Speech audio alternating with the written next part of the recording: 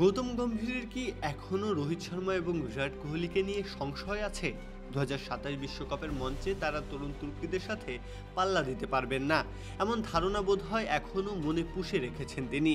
নইলে ব্যাটটা উঁচিয়ে দাপট দেখিয়ে চলা দুজনকে নিয়ে বিন্দুমাত্র প্রশংসা আসবে না হেড কোচের মুখে, তা কি করে হয়? সাবেক ক্রিকেটার রবিন উথাপ্পার মনেও সেই একই প্রশ্ন জেগেছে হয়তো। ভারতের ক্রিকেট এখন পরিবর্তনের মোড়ে দাঁড়িয়ে। এমন সময়ে সবচেয়ে বেশি আলোচনায় দুই মহারথী রোহিত শর্মা এবং বিরাট কোহলি।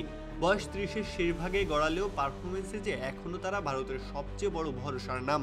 অস্ট্রেলিয়া ও দক্ষিণ আফ্রিকার বিপক্ষে সাম্প্রতিক ওয়ানডে সিরিজ যেন নতুন করে প্রমাণ করেছেন দুজনেই। এর মধ্যেই আলোচনায় এসেছে এক ভিন্ন বিষয়, দলের প্রধান কোচ গৌতম গম্ভীর কেন সংবাদ সম্মেলনে এই দুই সিনিয়র ক্রিকেটারের নাম উচ্চারণ করলেন না। সবচেয়ে বাজানো সুরটা এসেছে সাবেক ভারতীয় ব্যাটার রবিন উথাপ্পার কণ্ঠে।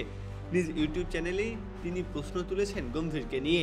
তার ভাষায়, যে আমাকে সবচেয়ে অবাক করেছে, সিরিজ শেষে সংবাদ সম্মেলনে গৌতমকে রোহিত বা বিরাটের প্রশংসা করতে দেখিনি, অথচ এই দুই ক্রিকেটার নিজেদের পুরোদমে উজাড় করে খেলেছে, প্রমাণ করেছে এখনও তারা ভারতের অন্যতম বড় সম্পদ।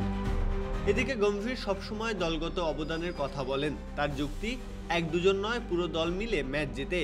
কিন্তু উথাপ্পা মনে করেন ব্যক্তিগত উজ্জ্বলতা যখন দলকে সামনে এগিয়ে নেয় তখন কৃতিত্ব দেওয়াটাই স্বাভাবিক। এখনকার আলোচনার বড় প্রেক্ষাপটটা রোহিত শর্মা ও বিরাট কোহলি দুজনই আন্তর্জাতিক ক্রিকেটের শেষ অধ্যায়ে। টেস্ট ও টি-20কে বিদায় জানালেও ওয়ানডে ক্রিকেটে তাদের শেষ লক্ষ্য 2027 বিশ্বকাপ। সাম্প্রতিক ফর্ম দেখে মনে হচ্ছে তারা শুধু জায়গা ধরে রাখবেনই না, বরং ভারতের সবচেয়ে বড় ম্যাচ উইনার হিসেবেই থাকবেন। প্রত্যহ কাব্য, খেলা 71।